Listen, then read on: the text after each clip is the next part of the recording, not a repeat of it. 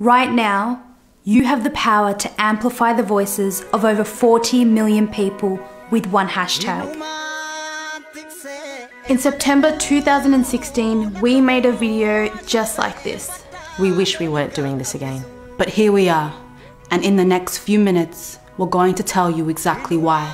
On the night of June 29th, Hachalu Hundessa, an iconic Oromo singer and activist, was assassinated in Addis Ababa, Ethiopia's capital. a city known to the Oromo as Finfinne. We don't know who pulled the trigger, but there are a lot of things that we do know.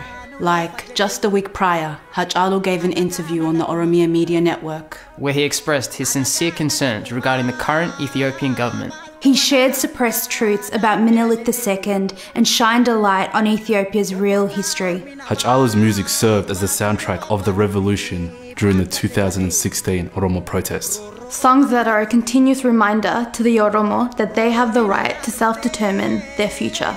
The Oromia Media Network was raided by the military one day after his death, and its journalists were arrested. Over 100 people have been killed by security forces in 3 days. And with the internet shut down, it is impossible to know what is really going on in the country.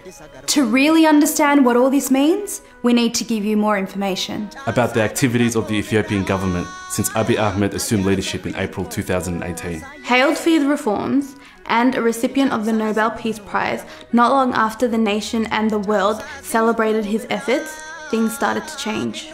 Opposition leaders who have legal standing to operate in Ethiopia were being arbitrarily arrested and remain so today. Military command posts were set up, beatings and killings began in Walaga, Guji and Borana, all Oromo regions. And this following point right here is very important for you to understand. In a country that is supposed to be a constitutional multinational federation, Abiy dissolved the multinational structure of the government. An extremely worrisome development for the Oromo and all nations and nationalities in Ethiopia who seek self-rule and self-determination. What we have to remember is that Abiy Ahmed is not an elected leader. And he's made little effort to ensure free and fair elections since his appointment. It is in this context, and in the context of an Ethiopia that sees prominent Oromos murdered, that we assert that Hachalu Hundessa was assassinated. Over 40 million people are still in shock and in mourning. Hachalu's uncle was killed by the military 2 days after his nephew's assassination. And it's what's happening in Ethiopia right now that we must give our attention to. Leaders of the Oromo Federalist Congress, Jawar Mohammed, Bekele Garba, Hamza Borana, and at least 35 other leaders, activists and journalists are being detained without having committed any crime. The Makalawi prison, a notorious torture chamber that Abiy closed as part of his initial reform, is where these leaders are currently being illegally held. We know they've been physically assaulted while detained. Jawar is on a hunger strike and Bekele is very ill. 2 US citizens, Redwan Aman and Yusuf Bashir, are unlawfully detained and we still don't know where they are. We all anticipated a national reconciliation process to take place when Abiy assumed his position. It could have happened. It could have changed the direction of Ethiopia for good, but it didn't.